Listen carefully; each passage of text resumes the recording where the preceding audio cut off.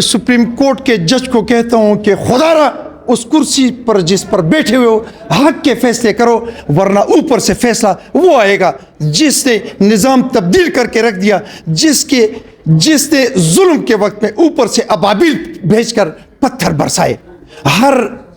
हर फिरौन के लिए एक मूसा होता है।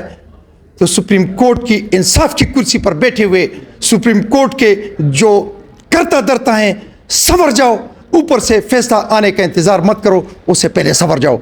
मेरे कुरान पर हल्फ रख कर इस मुल्क के हिफाजत करने वाले मेरे जितने भी जर्नल हैं, खुदा के लिए कुरान के उस हर्फ को याद रखो और उस पर चलो, वरना ऐसा ना हो कि ऊपर से फैसला आए और तुम चकनाचूर हो जाओ।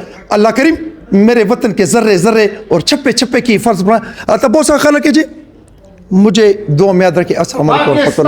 जिंदाबाद पाकिस्तान, जिंदाबाद पाकिस्तान, जिंदाबाद पाकिस्तान जिंदाबाद, मेरी आवाज़ पाकिस्तान जिंदाबाद।